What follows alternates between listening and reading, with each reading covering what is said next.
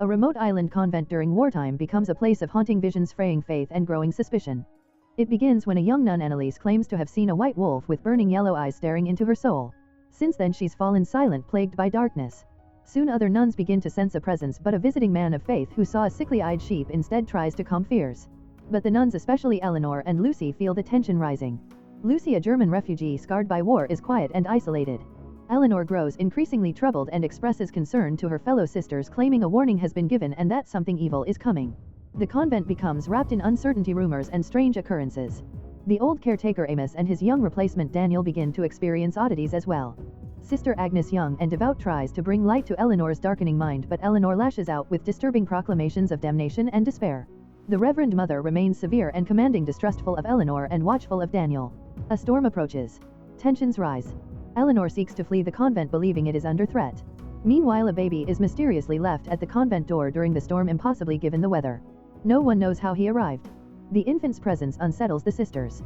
Agnes is tasked with caring for the child, though strange events escalate. Eleanor accuses the baby of being evil, screaming it is the devil. She is restrained and locked away as madness overtakes her. Agnes prays for guidance but finds only silence and confusion. Lucy remains quiet but observant. A growing feeling of doom creeps across the convent. Secrets surface. Suspicion blooms. The Reverend Mother warns Amos of Daniel, hinting that temptation may threaten the sisters. A cryptic discussion about the past and the trauma of war further emphasizes the emotional burden carried by those present. Daniel, trying to earn trust, grows unsettled by the unraveling of the sisters around him. Annalise's silence continues, Eleanor's breakdown worsens, and Agnes' devotion is tested. The baby becomes a symbol of mystery, perhaps divine, perhaps demonic. The line between faith and madness blurs. Eleanor's repeated visions and warnings seem prophetic but are dismissed. Storms rage. Darkness deepens. Isolation consumes the convent. Agnes struggles to keep her grip on belief as the sisters are fractured by suspicion and fear. The wolf, real or imagined, becomes a metaphor for the evil within and around them. The origin of the baby remains unexplained, its arrival timed with a surge of strange happenings. The pasts of the characters, marked by war, regret and sins, begin to intertwine with the present horrors. As the story crescendos, silence becomes more telling than words. Lucy still says little, but her glances carry weight. Daniel, drawn into this increasingly surreal world, begins to question his purpose. Amos reflects on guilt from his past. The Reverend Mother tries to maintain control, but fear eats away at order. The nuns recite prayers while trust dissolves. Whispers, hallucinations and outbursts plague the convent. The wolf is seen again, lurking, always watching. Some believe. Some do not. Some break. The baby named Peter becomes a central figure. Agnes, once innocent, holds him close but remains tormented. Eleanor, though silenced, leaves a lingering fear among the sisters. Daniel confronts the darkness, torn between logic and faith. In the end, the question remains unanswered: was it ever a wolf or just the beast within them all? As the storm batters the convent, the sense of isolation becomes suffocating. Power flickers, wind howls, and the once sacred walls seem to groan under the pressure of something unseen. Sister Agnes, now the baby's caretaker, becomes increasingly withdrawn. Her prayers grow frantic. She begins to hear whispers, voices not her own, urging her to question everything she once believed. The baby Peter appears calm but uncanny, too quiet, his eyes too knowing. Lucy watches Agnes closely but still says nothing. Her silence, like Annalise's, becomes more ominous than peaceful. Daniel, increasingly unsettled, tries to hold on to reason, but even he begins to sense that something unnatural clings to the island. He confides in Amos, who shares his fears but urges him to keep his head down. Meanwhile, the Reverend Mother tightens her grip over the convent, reprimanding any display of fear or curiosity. She insists on discipline and prayer, even as the walls seem to tremble with unseen menace. Eleanor, locked away, begins to sing low, broken hymns that echo through the stone corridors. The other sisters speak her name in hushed tones. Then one morning she is found gone. No explanation. No footprints. Just an open window and claw marks on the ledge. Panic simmers beneath the surface. Agnes, holding Peter, begins to question whether she is protecting a child or hiding a threat. The final scene approaches with dreadful calm. A single bell tolls through the storm. The wolf returns, this time seen by all. Yellow-eyed, white-furred, silent. No one dares to move. Is it a sign of judgment or deliverance? At St. Augustine's convent, the storm outside mirrors the spiritual and emotional tempest brewing within. Lucy, haunted and silent, ultimately takes her own life. Her death casts a deep shadow over the remaining sisters.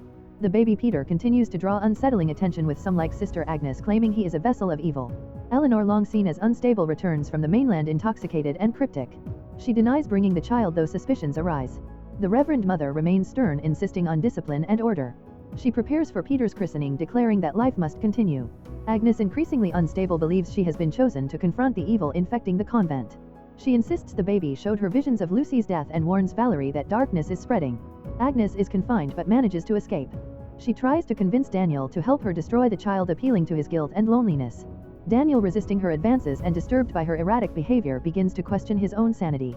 Eleanor mocks faith, seeing no redemption in God, while Valerie begins hearing voices and struggling with temptation. The lines between divine signs and psychological breakdown blur. Agnes claims she's been tested and must act convinced that Peter is no innocent infant but an omen. She tries to persuade others to help her kill the baby, believing it will save their souls. Valerie, terrified, begins to unravel.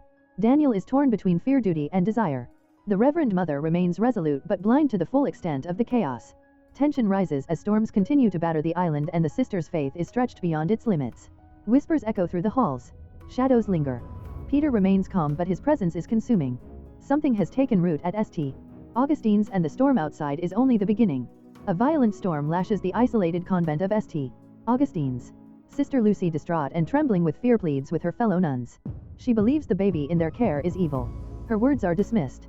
She wanders off into the chapel. Shortly afterward, Lucy is found dead. A suicide. Or so it seems. Her death unsettles the fragile order of the convent.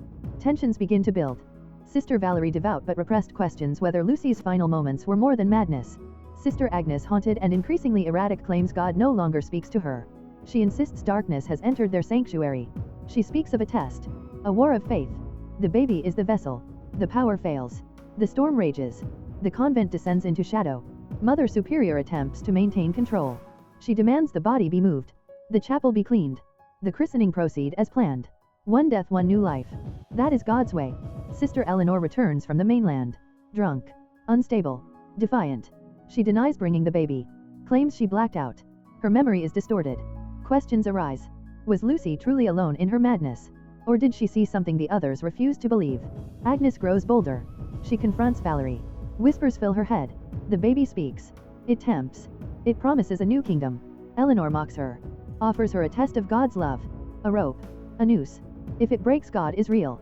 Agnes tries to obey. She survives. Barely. Her belief only grows. Daniel, the quiet groundskeeper, is caught in the spiral. Agnes stabs him. Claims he must suffer to be saved. He is stitched up. Left in pain. The voices speak louder. Chanting. Laughter. Eleanor is drawn into the madness. She too begins to see. To doubt. To question. Who is truly speaking? God or something else?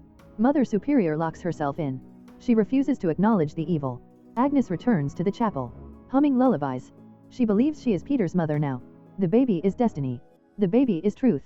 Eleanor and Valerie argue. Amos tries to keep order. But order is gone. Mother Superior is found dying. Her throat slit. Her faith shattered. She gasps Peter's name. Agnes flees again. With the child. Valerie prays for salvation. Eleanor searches in vain. Daniel is consumed with guilt. The past gnaws at them all. Lucy. Annalise. Secrets buried by silence. Agnes confronts Amos. Demands to know if he would die for the child. He hesitates. She marks him as a threat. Agnes is no longer a nun. She is a prophet. Or a madwoman. She claims the devil speaks because God does not. Daniel finds her. Pleads with her. She seduces. Tempts. Claims to know his darkest thoughts. Every sin. Every failure. She offers him love. Or damnation. Valerie discovers them. Stops the act. But the spell has been cast. Agnes speaks of sacrifice. One more life. One more soul. To open the door. Daniel refuses. Agnes attacks. Amos is killed. Blood is spilled in the chapel once more.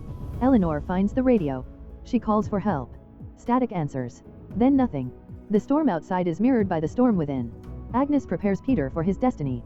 She believes the child is more than human. He is prophecy. A king in waiting. Eleanor pleads with God. But hears only silence. Valerie takes an axe. She means to end the madness. Agnes waits for her. Calm. Certain. She claims Peter wants blood. One more offering. Eleanor arrives too late. Agnes is struck down. Screaming. Dying with a smile. They bury her without ritual. Without words. Valerie is broken. Eleanor numbed. The convent lies in ruin. The baby lives. But the cost is too high. What began with one death ends in many. Lucy's warning was true. The evil was real. Or perhaps the evil was always inside them. In their doubts. In their guilt. In their silence. At St. Augustine's, God never answered. But something else did. If you enjoy watching this video, then subscribe to Angel Recaps for the latest movies explanation.